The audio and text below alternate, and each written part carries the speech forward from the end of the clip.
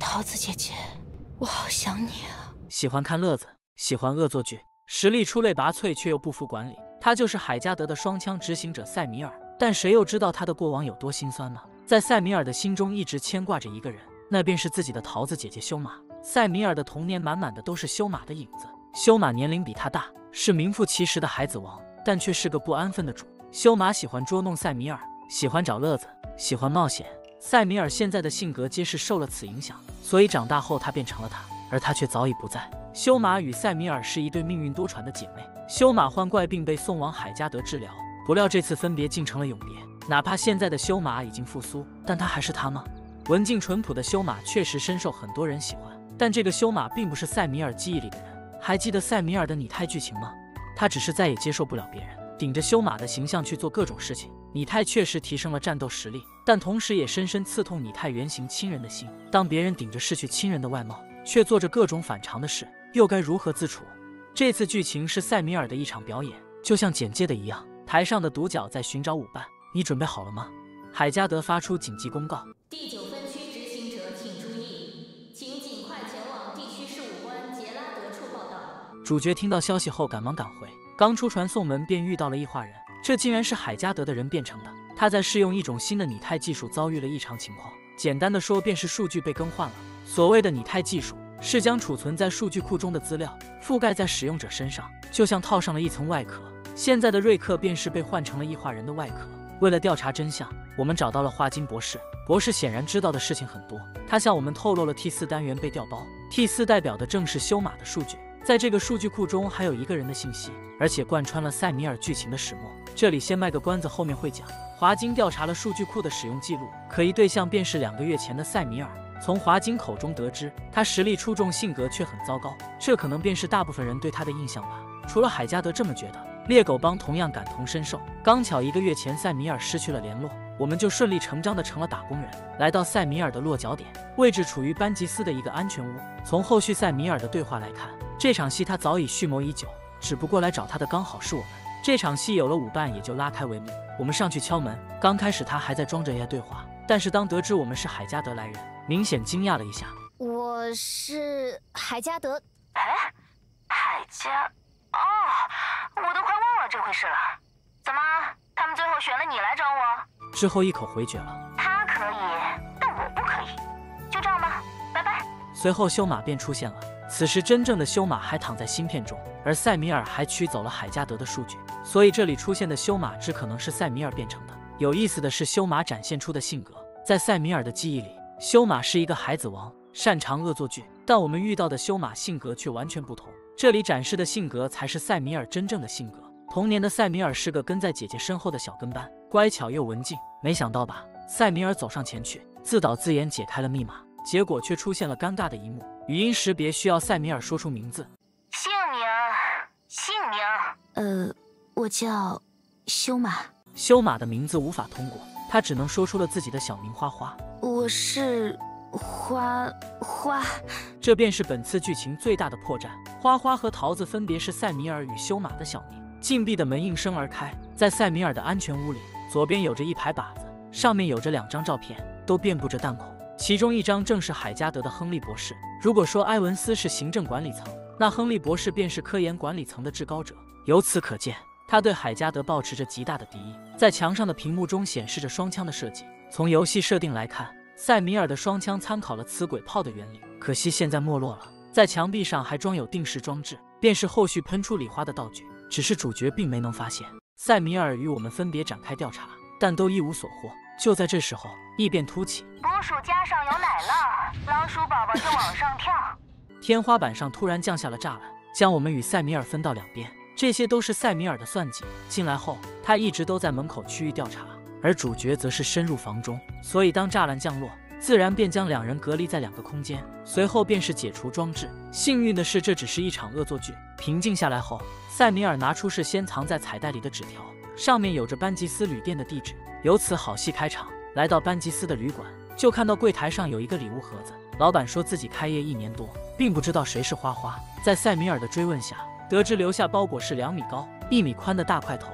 结合塞米尔的 PV 信息，大概能猜到这是找猎狗帮干苦工了。随后便打开了包裹，里面是一封信，这封信正是写给塞米尔的，但是这封信却不是现在写的，而是过去修马去海加德治疗的时候写的。从信的内容可以看出，修马是一刻闲不下来，在治疗过程中曾经回过班吉斯，但是却不见塞米尔。此时的塞米尔根据档案介绍，已经加入海加德。为了找寻修马，塞米尔从一个小弱鸡开始蜕变成出色的执行者。接下来便是塞米尔的身世介绍。桃子和花花都是孤儿，被露西奶奶所收养。桃子比花花大2岁，从小调皮捣蛋，还经常戏弄她。这才是修马真正的样子。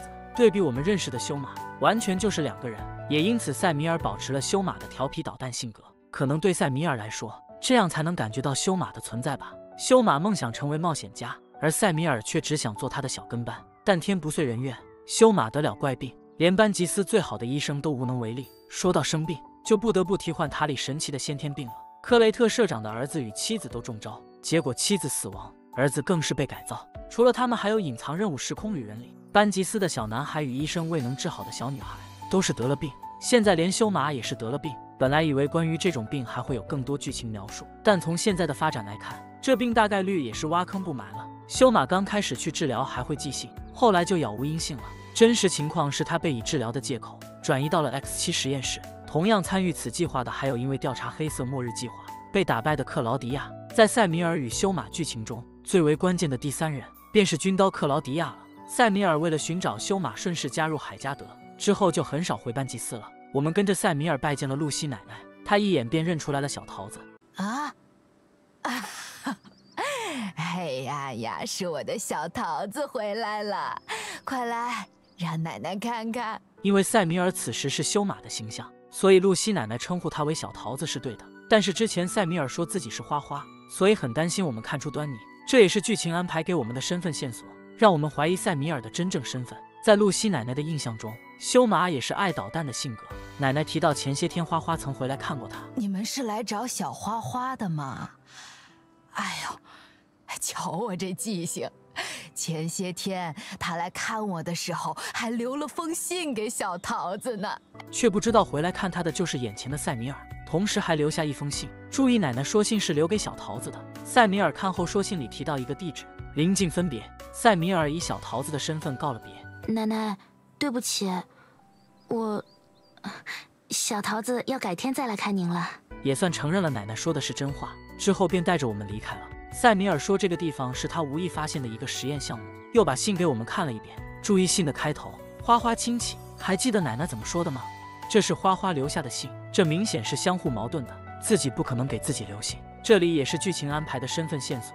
事实上，这封信是修马写给塞米尔的，只不过同样不是现在写的，而是过去写的。这也是修马寄给塞米尔的最后一封信。修马在信中说要去 X 夫妻研究所，这便是塞米尔一直在苦苦追寻的地方。下一句话是塞米尔的真情流露。现在的桃子让我觉得很陌生，也许是他在有意躲着我，或者，毕竟分开了这么多年，他已经不是我记忆里的那个人了吧。现在的修马对塞米尔来说就像陌生人一样，因为他们都是顶着修马的外壳罢了。这也是塞米尔痛恨拟态的原因。来到 X7研究所，这里已经被塞米尔提前处理过了。当我们来的时候，人员已经被吓跑了。进入实验室便可以发现警报信息，安保系统遭到袭击，1小时内立即撤离。从还有温度的咖啡也能看出，里面的人都是刚刚离开。而能做到这一点的便是塞米尔，这同样是剧情提供的身份线索，都是为了让玩家怀疑塞米尔的身份。除了这些，还能找到一段会议记录，里面提到的 T04正是修马。会议提出使用化身系统来辅助记忆，这项技术同样应用于了克劳迪亚。化身系统是存在伦理问题的，不仅有着原型的意识，还有着原型的身体，和克隆体是类似的存在。但不同的是，克隆体是直接从本体分裂后培养，而化身却是培养身体后再灌入意识。从其他文件中获得了安保密码，我们进入了深处，异变突起。我们快走！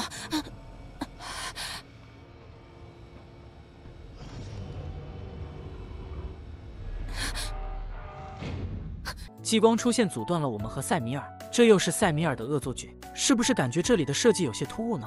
除了是给塞米尔脱身的借口，还因为这处的设计很不简单。回首看去，你会发现整个拟态剧情都是对塞米尔过去的写照。为什么塞米尔会让我们看到修马的信？那是因为他在引导我们走他的回忆之路，他希望通过这种方式让我们能切身体验他的感觉。从修马的离开到杳无音信，随着信件的内容一点点展开，而后戛然而止，就像此处出现的激光墙一样，过去的塞米尔与修马被阻隔开来，无法再相见。塞米尔内心中还是渴望别人理解他的，所以才安排了这次并不完美的恶作剧。往前走便是回忆之间，可以看到修马才是调皮的那个女孩，塞米尔只是个小跟班，这也是塞米尔觉得别扭的地方。现在的修马虽然苏醒了，但和他记忆中的却不是同一个人。穿过复杂的通道，终于来到了最后的房间，罐子里的正是修马。这里塞米尔说的话很有意思。你对他做了什么？哼，我也想知道他们都对他做了什么。英雄打败了魔王，公主却再也醒不过来了。英雄打败了魔王，公主却醒不过来了。在童话故事里，魔王抓走了公主，而英雄便要打败魔王救出公主。此处的魔王比喻的正是海加德，在塞米尔的眼里，是海加德抢走了他的桃子姐姐，而自己就像拯救公主的英雄。但身为公主的修马却没能醒来。塞米尔随后也向主角摊牌了，他接受不了别人顶着修马的脸。你现在是什么心情？失落、惶恐，还是发现自己被人愚弄，只剩下愤怒和迷茫？你到底想要什么？你以为我想要什么？我的心情，你根本不明白。我找了他那么多年，我看到过他的脸，我以为自己已经有了答案，但是那个人根本不是他。他们顶着我朋友的脸，好像那些东西本就属于他们。所以选择带着修马远走高飞，我们也没能阻止。回到海加德，华金博士告诉了我们化身系统的真相，在保持自身意识不受影响的前提下，模拟出其他个体的实体形态。没错，这便是我们一直在使用的拟态系统，就像在身体外面穿了一层别人的壳。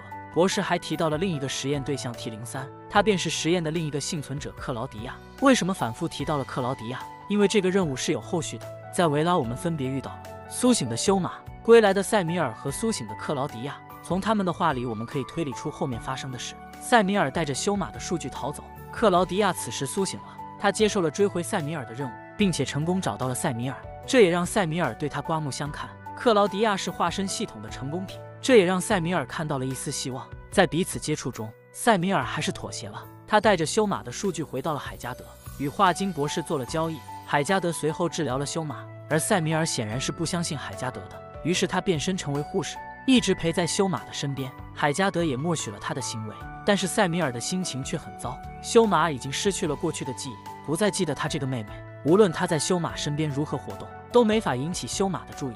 反而修马的性格不再调皮，更是因为感恩海加德选择成为执行者，塞米尔只能一直陪在修马的左右。